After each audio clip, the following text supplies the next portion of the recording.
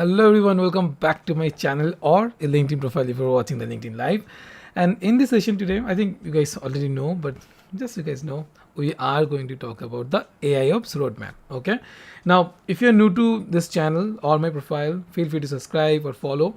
And do let me know in comments from where you're joining the session. If you have any further queries, anything that you want to ask me, I'll definitely answer in a short time. Okay. Now, without any further delay, I'll just get started with it. If you're joining later on, you can just go back to the beginning of the video and can start on. Okay. So yeah, I'll not. By the way, do let me know from where you're joining. That's very important, and any query that you have. Okay, so that I will know that you guys have any question. I will clear that. Okay. So now let's get started without any wasting time. Okay. So okay, let me have my um, phone also ready because I know that somebody will comment on LinkedIn and my software don't know that part. Okay, all good.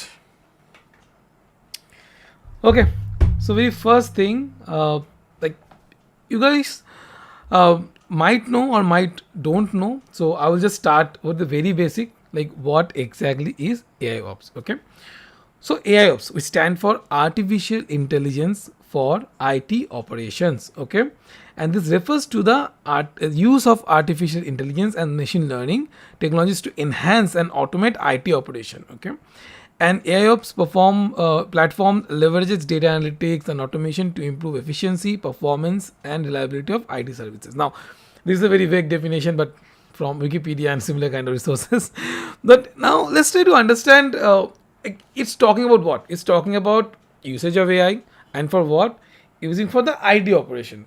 But now, if you, I mean, you will just think in your mind, like, what are the exact IT operation? Like, what is the IT operation, or what are the kind of IT operation that we're talking about will get handled by the AI? Okay.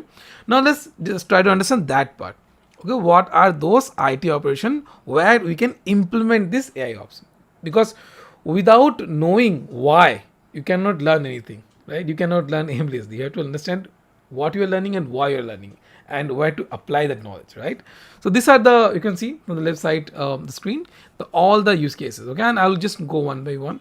First one is the incident management. Okay, and like it automates the detection, diagnosis, and resolution of incidents. So what is this means of the incident?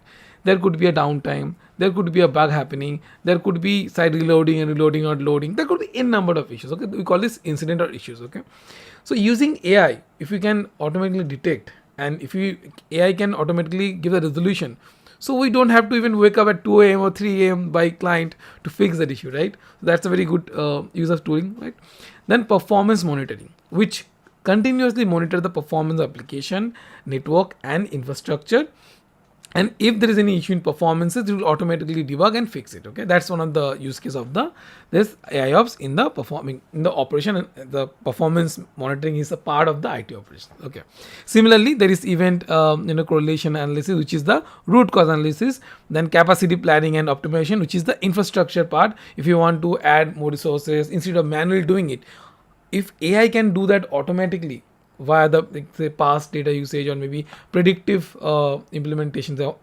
So what happens? Say it will do sampling of, for example, last 24 hours or maybe last 1 hour based on your configuration. And if it's this spike happening, we need to scale up. So it will automatically do the scale up. Okay, based on the intelligence metric, it will identify, okay, some attack is happening, then it will stop blocking the request of this attacker automatically based on the IP or maybe some headers and all that.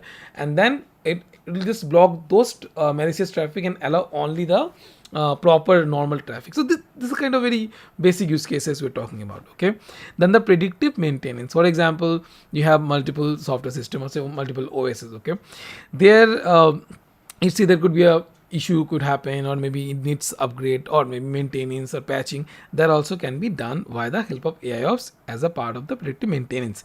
Then similarly, there is security operation, configuration management, automation of the routine task, and log management analysis. All these cases we can all these cases we talked about are part of the IT operation, and AI can help us in all these things. Okay, that's the main point here.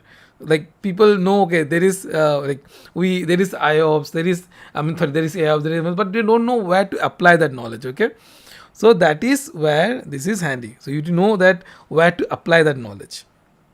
Okay. Now this is the part we just talk about what exactly is IOPS, okay, which is you have IT operation. What are the IT operation? These are the example IT operation where AI can help us to automatically fix these issues without waking us up. Okay, if of course if it requires the human intervention, it should send us alert, SMS, or call automatically. So those kind of part of the AIOps implementation. Okay, now I will not waste your time. Okay, I'll just directly show. Okay, this is the your overview of AI roadmaps. Okay, like from 1,000 feet, you can say it's a very high level overview. Okay, so if you're thinking of learning and implementing AIOps in your organization, how you should move forward. First, understand what are the exact IT operation, which I give you the example. I'll just going in a bit deep on that. Then learning the AI basic, because man, you're going to handle the AI things, right? So without the some level of knowledge, like zero AI knowledge, you cannot survive in this field. Okay, you need some level of AI knowledge to strive in this field. Okay, then the third point is learn about the AI ops. So of course there is operation, there is AI combined. You're going to have some AI ops basic ideas, concept, how we're going to achieve the AI ops say implementation. So that will cover. Then the data collection, because see, you're going to utilize what? You're going to utilize ML. And ML, what happened, or machine learning, what happens? Machine learning make decisions, do things based on the past data. So you need huge amount of data based on which you're going to build the ML model, and that ML model going to predict or give the solution, do all this kind of stuff. So you need to have huge data and train the model on that to get the results done.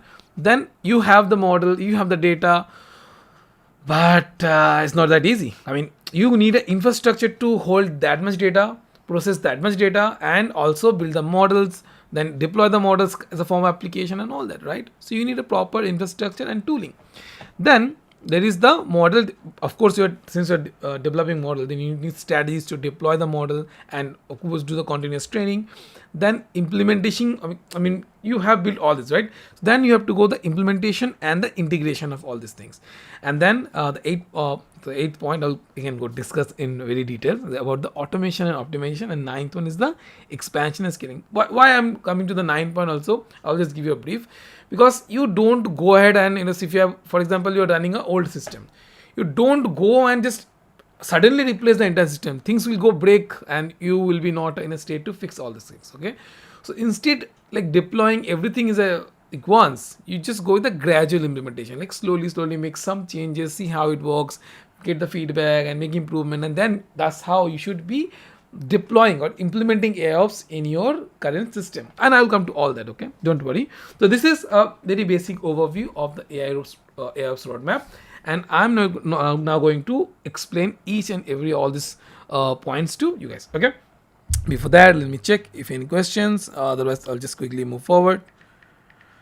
No question. Okay, and let me check the YouTube also. See. Okay. Oh. Okay. Yeah, Ashish. Guru. Hey, Guru. Okay. So you guys are now coming live. Now, let's go a bit more deeper. Okay. So let's go deep. So let's understand IT operation. I've given you the incident things, right? So let's go a bit more into it. So if you are going to work in AIOps, okay, then you need to understand, because AI stands for the artificial intelligence for IT operations, right? So you need to understand the IT operations first. What are the things need to be done there?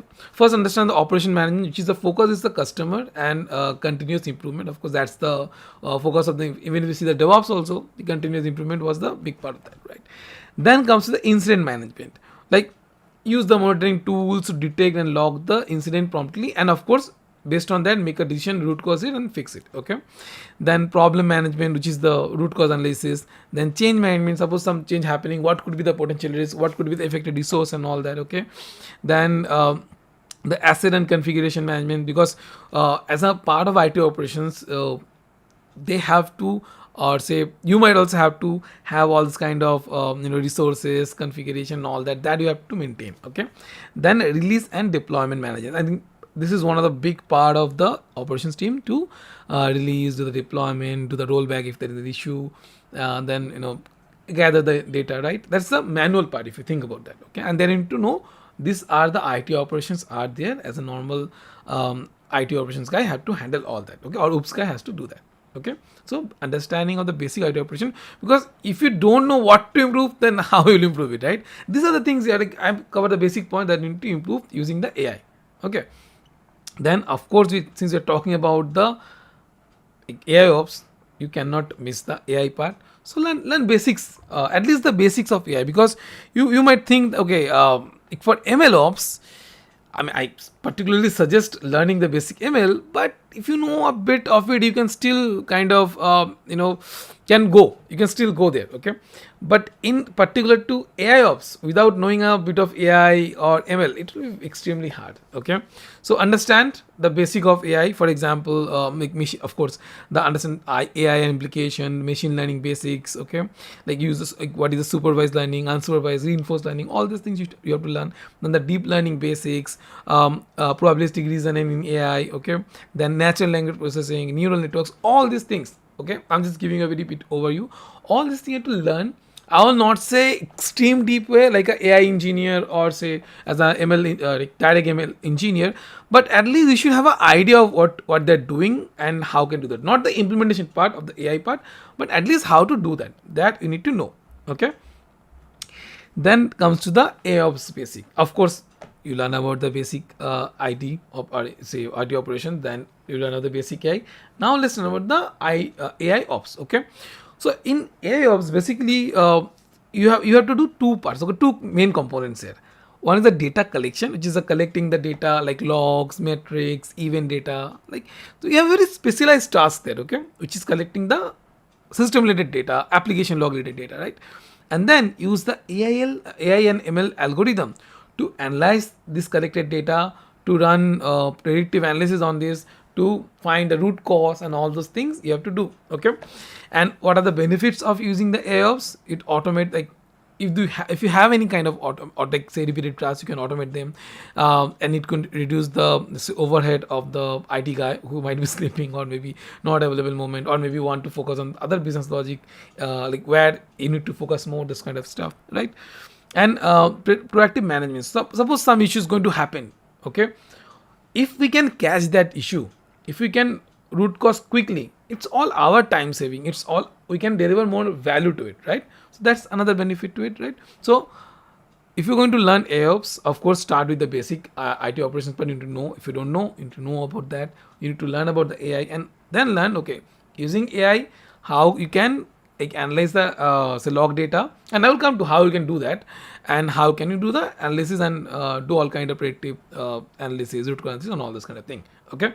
So now we're clear on the third point. Now let's come to the fourth point. Like ML, like say AIOps is nothing without the data. And what kind of data? Specifically talking about the logs data, application, it could be application log, could be system logs, then matrix data like CPU usage data over time or say second basis or maybe minutes or hour basis, right? All those kind of thing. And all this data you have to store, right? And you have to then integrate and you have to process it. Okay, that's why if you see there is total 3 step I have mentioned, main 3 step, which is the inventory, the actual data, then the data integration, which using the API, using the say fix the missing data and all that, then the processing, which is to ultimately make that data more usable, okay? Because it can be text data, it can be some JSON data, but it has to make it machine understandable data where you can run the training, right? So let's go with the data inventory. And what kind of inventory you're talking about? We're talking about the logs, okay? It could be application logs, server logs, network logs. It could be metrics data, which is the CPU usage, memory usage, response time, all the data. Events like, for example, system uptime, downtime, or for example, any alerts data, okay? And of course, the main alert data, which is the alert generated by the monitoring and alert system. All this data you're storing somewhere. You are going to utilize that for this kind of AI ML or AIOps implementation, okay? And then while you have the inventory, also you have to find out what are the gap. Maybe you have there could be there are many cases in the past also where we lost say 2 hour data, 3 hour data, 4 hour data. So if those cases, how to handle that kind of issue, and that will happen. I mean, you start with it, you are very confident it might not happen, but soon you will see this kind of thing happening for various reasons, okay? Could be due to system not able to scale, could be like the the system that track the data, going to store the data, the application code that going to send the data to a permanent storage, that itself have a problem. So all those cases, and that's very normal to have, because it's all system, and system will fail at certain point of time. We just, if you can find out earlier, you can fix quickly. That should be our main goal. Okay, and then comes the data integration, which is the, for example, using different kind of tools, say aggregation tool like ELK Stack, Splunk, or data lakes, utilize and aggregate the data from multiple sources. Then APIs and connectors, which is implementing API and connector to ensure seamless data flow between the different systems. Because you might be, say you have a, say AWS, you have multiple services, right? You need same data, maybe different service places. If you have a central way, you can just do that. It's much easier, right? Then ensure the data quality, which is make sure the data is consistent and accessible. And then comes the data processing, where of course you have to uniform, like say you have maybe raw data, you have some binary data, you have to make that understandable data. So that uniform format you have to do. Then you have to do normalize the data, and if you have a missing data, you have to need some certain strategy how to kind of handle all this kind of thing. Then if you have irrelevant data not needed, you have to filter those data out. All those things you have to do as a part of the data processing. So this is about the fourth point, which is the data collection and integration. Okay, then let's come to the fifth point. Okay, which is the infrastructure and tooling. Okay, so in this particular point, okay, people, if you talk about, say, if you just ask anybody, like be MLOps and AOps, and if you talk them, ask them, like, what is the infrastructure part in your implementation? Let's say, okay, we are running in the GCP, Azure, or maybe in other places, or AWS, right? So they can say like that, but it's not like that. It's not that you are using AWS or you're using Azure because you know that. No, you have to find out the optimal, like what is the problem at hand and what is the best tool that can solve the problem. Not based on the tool you are giving the solution, based on the solution you have to choose the tool. That's more important. Okay, so that's why tool selection is very important. And for example, let's give you an example. You have to do anomaly detection, you have to do predictive analysis, you have to do root cause analysis, you have to do automation. You can develop in-house tools, or if you don't have that bandwidth, if you don't have the skill set, if you don't have the budget, you can go for existing tool set. For example, there is Mocksoft is there, Dynatrace is there, Datadog is there, App Dynamics is there, Splunk is there, Big Panda is there, and all these tools are very good at doing certain things. For example, Mocksoft, okay, that reduces the noise in the event correction, provides a real-time analysis, anomaly detection, ML-based insight, collaboration, like that. Dynatrace offers, I have personally used Dynatrace for my existing clients, and this offers a comprehensive AI-driven monitoring, automated root cause analysis, end-to-end monitoring, cloud-native support, and the focusing of application performance. Datadog, I think most of people are already using it, which provide the unified monitoring, analytics with real-time logs, metrics. These are all the data storage, and these have the capability of doing the analysis and root cause analysis. Okay, so just like that, you can, if you see these others kind of AI tools already available, you can utilize. Or for example, you can build yourself. If you plan to build yourself, then you need to make sure that you have the infrastructure set up for that. For example, what the data storage, the processing power for that, the analysis tools, the scalability planning. Because if you're going to kind of build the models, if you're going to do all this kind of processing of the data, you need a proper infrastructure. And of course, the cloud integration, because if you are planning to do like locally, certain point of time, you can do that. But if you have huge data, you need huge processing power, then you need the cloud system with kind of infinite scalability and budget to do all this kind of stuff. So that's why infrastructure and tooling is important. Based on the problem at hand, you have to find a solution. Based on your requirement, you should be utilizing tools. Based on the budget, you might be using maybe existing tools that's already available in the market, or you might be building your own. Based on all your requirement, you have to make that choice. Okay, so that's about the infrastructure and tooling.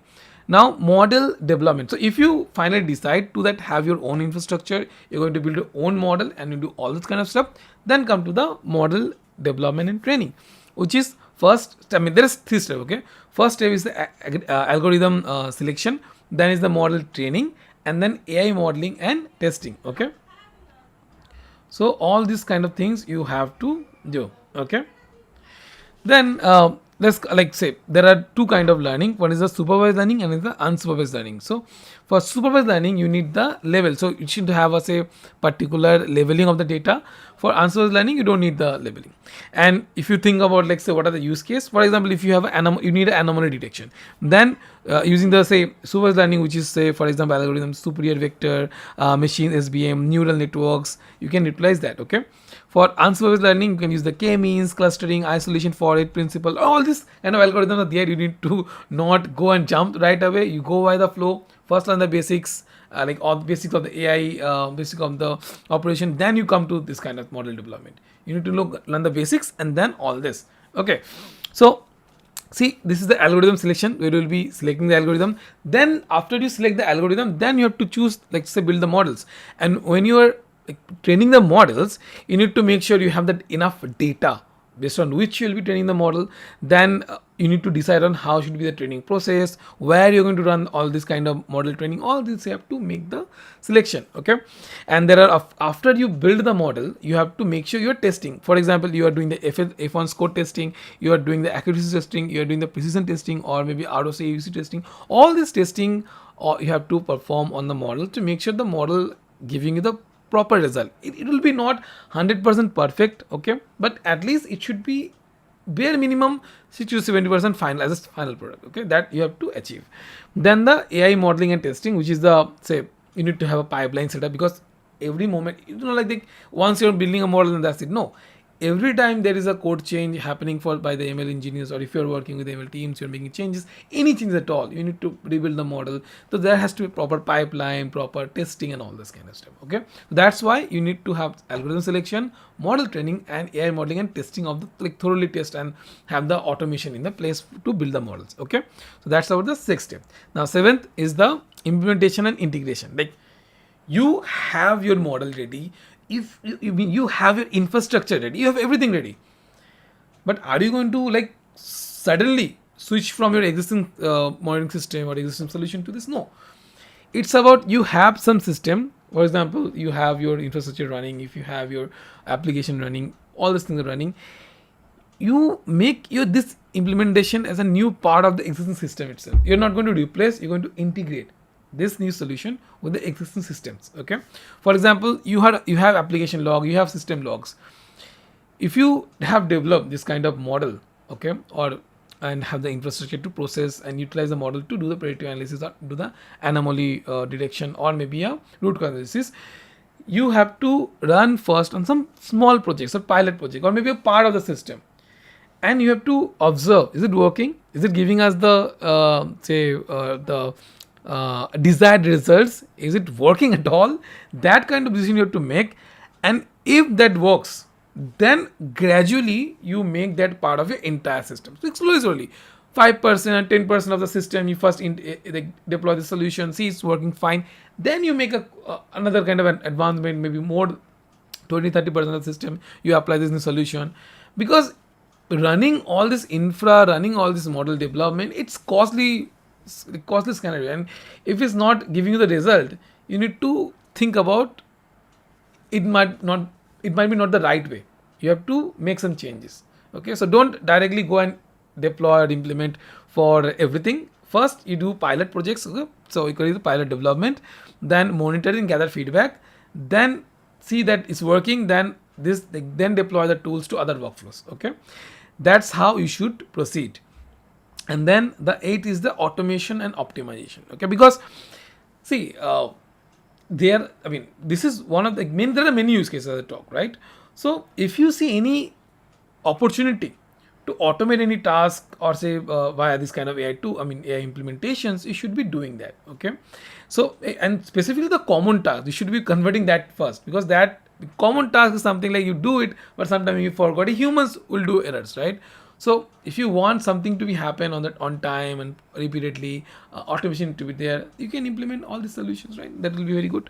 Then continuous optimization. As I say, the solution initially you will build, the model will be developing. It's not the final one. It will have many bugs. It will have many issues, and you have to have a continuous pipeline which will keep fixing, keep kind of improving on all that. So you need to have all this thing in place. like it involves updating the algorithm. It involves maybe try out something new, some new tooling, and all those things you have to make sure that you do. Okay. Now let's come to the next point, which is the expansion and scaling, and this is the final point. I think I'm going a bit fast, and it's good because not many comments, so it's fine. Okay, then is the expansion and scaling. What is about that? See, at the beginning, you will deploy the solution of this AI ops in a very small subset of your system, or maybe 10% of system, as I say at the beginning. Then you need to slowly implement for all other system. Maybe you can offer this as a part of a solution offering to other companies also, right? Then you need to scale up your system which handle all this predictive analysis part, model training part, and all this kind, like to make things alive, to make things running, functioning. You are spending a lot, you are doing all this, right? And when the workload increases, you need to expand it. So in those cases you need the scale up, okay, and have the scale up in terms of, say, automatic provision of the new servers, then automatically running the testing based on the code changes. It seems that it need additional tooling, or maybe there is some security problem happening, that automatically detect and report. All these things need to be there. Okay, so scale up need in the means that you need to make sure when the requirement become bigger, you need to have a system that can handle that. Okay, so that kind of scaling you should have. And of course it means there are many tools already available, so auto scaling, there are orchestration tools available, Kubernetes for example, which can help you scale even faster in more efficient ways. So you have to utilize all those things. Okay, and of course do continuous optimization, and you have to make sure it's a culture. Okay, it's not just one person handling everything. When you are having an AIOps in your company, your team, everybody has to become a part of that. Everybody has to understand, not very deep, but at least have a basic understanding of it, and share the knowledge with each and everyone, so that they can become part of all this. Okay, otherwise you'll see more issues than a solution itself. So that's all about the roadmap. Okay, in the main PDF I have given more details where and I didn't want it to take too much time of a Sunday of yours. So I will share this particular AIOps roadmap with you guys all in maybe in just 30 minutes. Okay, and then yeah, then go ahead, and if you have, I mean, I don't see any questions. So if you have any question after that, I will definitely maybe reply to that or answer to that as a part of the reply, or maybe as a separate video. Okay, so thank you guys for staying like half an hour and like going through all this AIOps roadmap. So see you soon in my next video. And yeah, I'm going to share this PDF with you guys. Okay, just now. Okay, bye.